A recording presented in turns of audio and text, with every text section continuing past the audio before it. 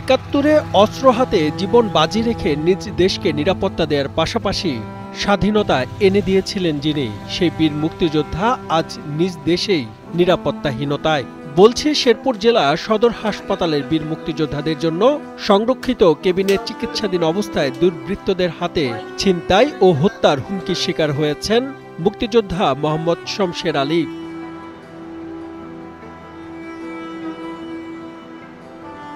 নালিতাবাড়ী উপজেলার নন্নি মধ্যপাড়া গ্রামের সন্তান এবং সাবেক সেনা সদস্য শমশের আলী অসুস্থ হয়ে ভর্তি ছিলেন সদর হাসপাতালের ৮ম তলায় সংরক্ষিত কেবিনে। গত ২১ আগস্ট সে কেবিনেই ঘটে চাঞ্চল্যকর ঘটনা। এ সময় কেবিনে এক ছেলে ও এক মেয়ে প্রবেশ করে, তার কাছে থাকা মোবাইল ফোন ও নগদ টাকা ছিনিয়ে নেয় এবং তাকে হত্যার হুমকি দিয়ে দ্রুত পালিয়ে যায়। বিকাল বেলা ৪টে দিক দিয়ে নিচে আসছি আমার বন্ধুর কাছে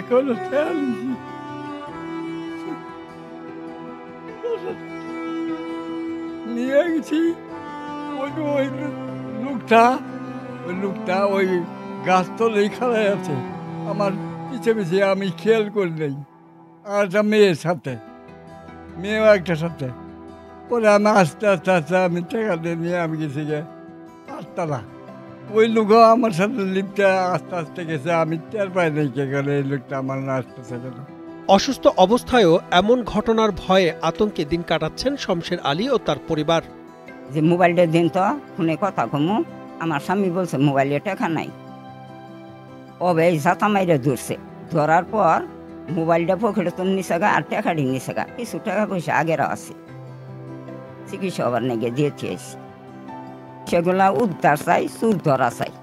একজন মুক্তিযোদ্ধার সাথে যদি এমন ঘটনা ঘটে তাহলে সাধারণ মানুষের কি অবস্থা হবে, এমন প্রশ্ন সাধারণ মানুষের মনে।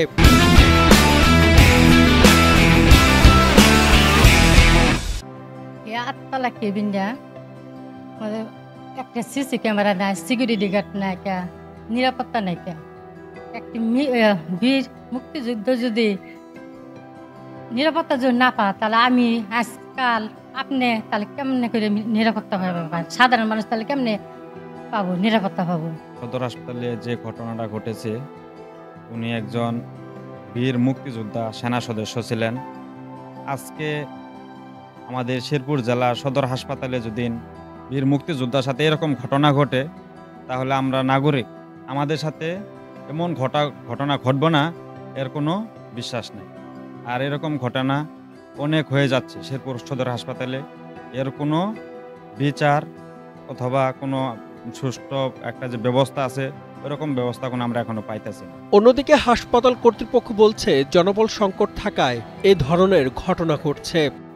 আমার এখানে নিরাপত্তা প্রহরী অর্থাৎ আনসার সদস্য আছে মাত্র 15 জন, কিন্তু 15 জন একই সাথে তারা ডিউটি করতে পারে না। আমার 7 জন আনসার সদস্য অ্যাভেলেবল হয়, আর 5 বাকি আনসার সদস্য তাদের অস্ত্র পাহারা বা রান্না বান্না ছুটি এই কাজে তারা থাকে নিয়োজিত।